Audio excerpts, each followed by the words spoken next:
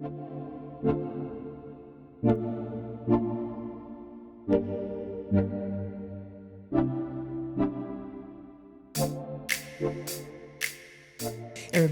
welcome to the Power Player Lifestyle Magazine. I am Lela Christine, my amazing co-host, Dr. Moshe Lewis. We always have fun interviewing people. It's all about Power Pod Talks. And today we have two amazing, beautiful ladies. Beautiful. I'm talking about they are so amazing. I had a moment to meet them many moons ago, and I was very impressed. They can sing, they can dance, they produce, they're spiritual healers. They got a lot going on, and we're about to get into it. So I'm going to introduce you to the beautiful Maya and Nandy. Welcome, ladies. Thank you. Thanks for having us. Thank you. Thanks for having us. So my big question of the day, or I should state before I ask the question, is all of us have seen both of you ladies worldwide, global, with an icon, Prince. Mm-hmm. How was that experience to be a part of a person who made a global impact as far as music, as far as dance? I mean, we loved him. So tell me, I'll go with both you ladies. How did you meet him? When we first moved to the US, we auditioned for a music video. Yeah. We were with a dance agency called Block, and they sent us to this audition. It was our third audition, I believe. And Fatima was the choreographer. Fatima was the choreographer, and we just auditioned for a song that he never ended up releasing. Wow. Okay. But it was. He saw us on videotape, so he wasn't there. And then he said he saw one of us on the camera, and he said, "Oh, she moves in an interesting way." And then the camera panned to the next side, and then he's like, "Oh, there's two of them." And then from there on, we got booked for this video and jumped straight into rehearsals. Wow. And how long were you a part of that amazing experience, the performances on stage? And everyone loved you guys on stage with Prince. I think overall it was about 10 years, right? A decade. Yeah, a decade. Decade. Wow. Because we had some fans let us know that you guys were the longest running dancers. You were. Because we didn't know, but that's what the fans said, so I think that's pretty amazing. Now, are you natives of California or America? Where are your roots? We're originally from Australia. Okay, the beautiful Australian. Our mum's got the British heritage, and then our dad's from Trinidad and Tobago. So we Okay. have Venezuelan, African, Welsh, British descent. See, these are things that we just get really excited about. Yeah. So California, Los Angeles, are both of you, here residing now, or are you kind of traveling East Coast, West Coast? I live in Los Angeles. Okay. Okay, so where do you live? I've been traveling. Maybe about 3 years before the pandemic, I started moving into my spiritual journey. And I'm like, I think I'm done with the city. I don't need to be here anymore. Right. And I was getting called to wanting to be more in nature and get connected to the earth. Okay. So mid-pandemic, me and my partner moved to Mexico. We moved to Playa del Carmen, which is like an hour from Cancun. So we live in the jungle. We've got like a 3-bedroom house there. And I even brought my dog from LA. So we have our little setup down in the jungle down there. See, we got to talk about that. So let's go back to spirituality. Tell us about, you have a retreat. That's it. Tell us about the retreat, because I want to go out. I want to retreat. I want to get away from LA. Well, I've been kind of spiritual life coaching for, I don't know, maybe the last 6 years now. I was doing it kind of on the side and with all my production staff and music. And then right before the pandemic hit, I got really connected to that. I really want to help people connect to their purpose in life and teach them to learn to listen to their intuition so they can be guided by a higher calling and really generate more peace and satisfaction in their journeys. So I became a life coach full-time when the pandemic hit, which was perfect because so many people were in need of mindset adjustments, helping them with their health and wellness while we're at home. Like, how do we navigate those times? So, my business started flourishing and just started, getting the word out to help people. And then because I take people through kind of like a Sufi journey where I take them through a journey of self-love and help guide them into their purpose, then by the end, sometimes they can have it feel like a disconnect from their family members or friends because they don't really relate anymore because they've transformed so much. And so I felt the call to create retreats to help bring, my first and foremost, my clients together so they can kind of connect and spend time healing in the jungle with like-minded people. And then, being in nature is the perfect place to heal. And I brought facilitators in from the local areas because I really wanted to honour the local people down in Mexico. We've got some beautiful indigenous healers. We do Temazcal, which is like the Native American sweat lodge. And then we do the beautiful traditional cacao ceremony, which helps open up the heart chakra. It's kind of like a sensory experience. So it's just really beautiful, these retreats, and it gives people an opportunity to unplug. Now, what about the crystal singing bowls? Is that a part of your experience where you use the crystal singing bowls? Because I think I've seen a picture of you with the crystal singing bowls. Sound healing bowls. Yeah, I love them. I love them. And then we want to dive into your world because you're a producer. We have Netflix. You you were the producer on India Arie. So Director. The director, not the producer. She was a director. I produced that one. Yes. So, I mean, what... how did you get into the whole, the directing?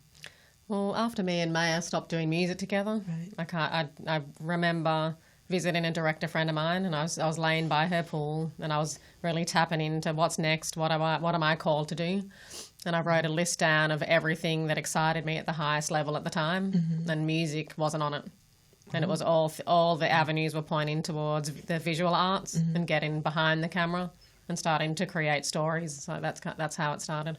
So how did you, get the hookup, as they say, with India Arie? Because that was a beautiful video. Did you see the music video? It was interesting. I had a friend of mine, his name's Fez. He's like into the music industry in Australia, and he referred me to a new artist that he was like semi-representing from afar. And so I had directed her music video. Her name's Hope Wadley, so she's like an up-and-coming artist. And she's represented by India Arie's manager as well, like her primary manager. And so after I directed her video, India's manager hit me up and said, "Hey, do you want to throw in a treatment? India's looking for a next video." I said, "Are you serious?"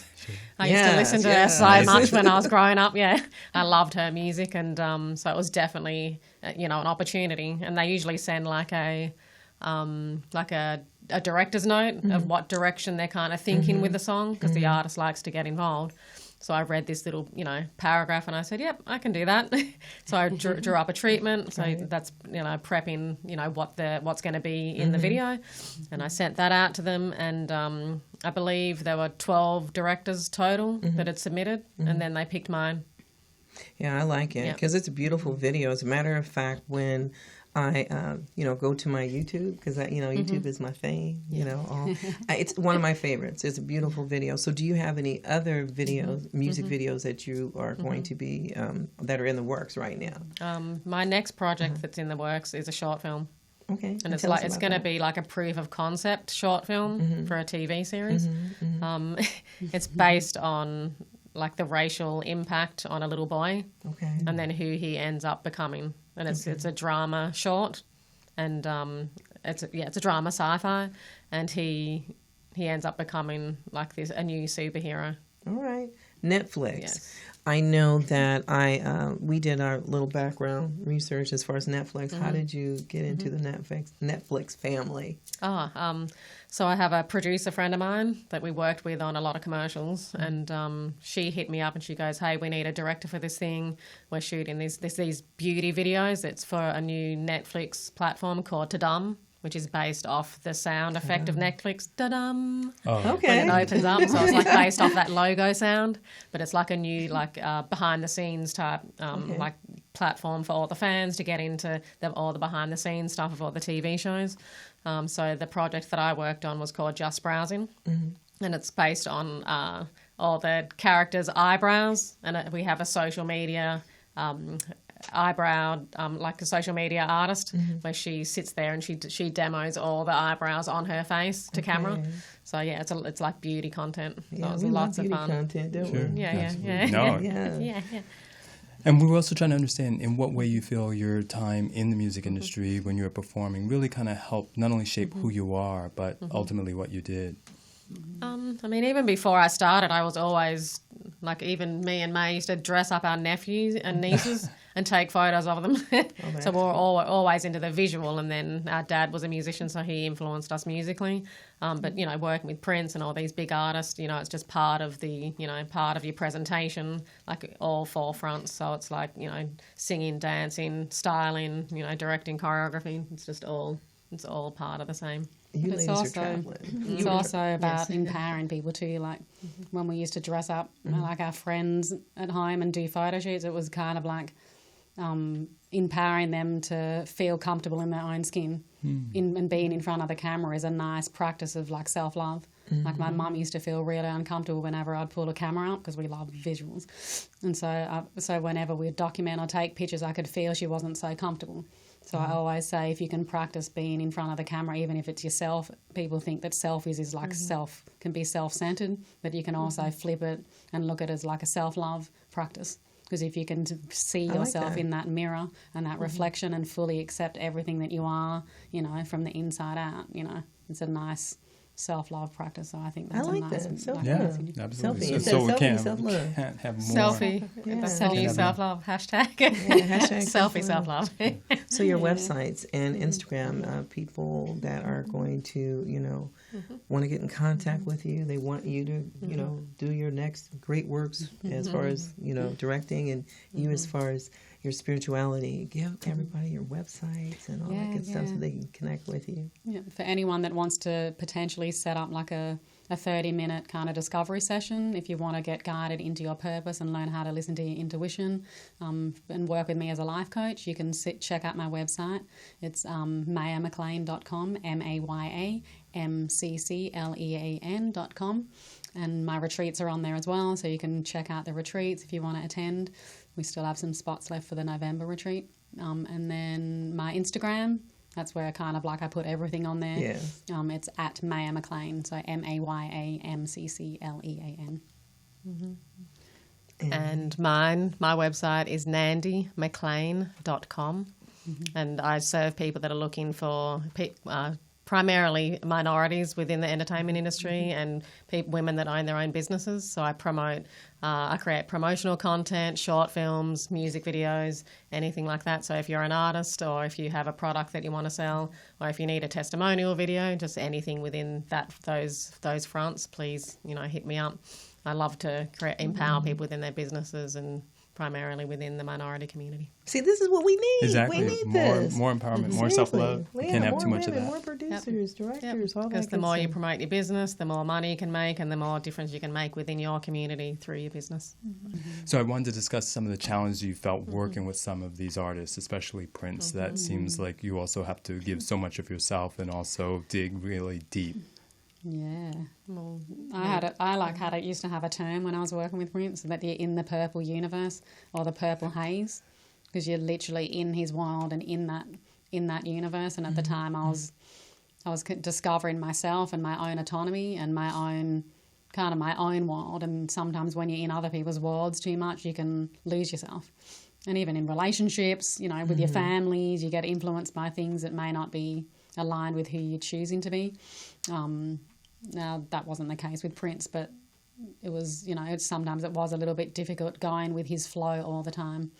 But I did learn a lot from that because I was always interested in the question, like, why do you do things so last minute? And this was before I was on my spiritual journey, so I didn't really get it then. I said, why do you do things last minute? And I can see all your crew or your managers and assistants are all hustling and bustling when you make a choice last minute. And I said, that's kind of unfair to them. Like you're not really thinking in community. And I had all my judgments and stuff right. at the time. And then he goes, well, if I plan something out in advance, then I won't be in the present. It will take me out of the present moment. I was like, okay, I kind of intellectually got it, but now on my journey I get it. Like when we take ourselves out of the moment and plan too much in the future, then you can take yourself out of the present moment to be able to listen to really what's true for you, and we can get stuck in situations, relationships, jobs, whatever it is that isn't really for us, and then we end up trapping ourselves in those kind of realities. So I definitely learned a lot from him and really got and understand the way that he operated, even with the shows. Like we used to have issues with, because we're doing all the choreography, the singing and the dancing, and would need to kind of pre-prep our costumes and the hair and makeup and wardrobe. It would kind of depend on what we're doing in the show with how we looked, what we wore, which microphone we're using. Are we using a head mic, hand mic, you know, what shoes. We used to wear Heelys, like we had to do a whole backstage choreography. And he wouldn't write his his set list out until like 5 minutes before the show, and we're just like, wow, everyone's like, what are we doing, kind of thing. But that would also be in the moment, so he waits to get his downloads of what feels true and organic for him to perform, so it feels really natural instead of being on a click track and we're doing the show from top to bottom. Every show was organic. So we would quickly find out last minute and have to hustle and bustle and put okay, we need to wear this, put these shoes there, okay, we're good. Which leg am I stretching, like focusing on, you have to just be prepared for anything. So that was a beautiful learning at the beginning. It was a struggle, and then once I started understanding and being in that flow more and letting go of control, and I was like, oh, okay, I get what you're doing now. And then it'd just orchestrate, you know, the audience. If the audience is getting too hyped up, it would feel the energy and bring it down into like something relaxed, and then bring them into a peaceful state. And if they're getting too kind of still, then it would bring them up so he feels the energy and then conducts the band and the show with where the energy's moving. That's so awesome. It's beautiful. Yeah. We love to see them, you know, like when he was performing and you were in that realm of energy. It was intense. It was great. It's amazing. I remember, I think we could have been in Australia. Before we were going out on stage, he said, don't be in the past or the future, be in the moment. Wow. And that's true for, you know, the drummer. If he's in the past thinking about what he just did or going to the next hit, then he's not going to be on time. Yeah, he goes, you'll mess up if you're not going to mess up. Wow. You're not going to be right there hitting it hard. He was kind of like a perfectionist. Did you think he was a perfectionist? Yeah, he'd go, oh, there's a hair out of place. Like, he'd come up and do things like that. No, you put lip liner on. If we don't have lip liner on. Really? Visual stuff. It was kind of like It's a just Barbie like dolls being an too. expert within your field. Okay. So it's all about the attention to detail that brings the quality to the next level. Now, that probably made a positive impact as far as where both of you ladies are at right now. Your spiritual journey, and you, of course, being in the entertainment as a director and a person that has to deal with the scripts and people and personalities. So It comes down to picking your crew, Yeah. you know, creating every little detail. And you have to sign off on everything. Wow. It's kind of like playing God in a positive way, but that's who we all are when we're bosses. What a great mentor and a guide to have, Prince. No, Yeah. Amazing. Yep. Yeah. Doesn't get much better.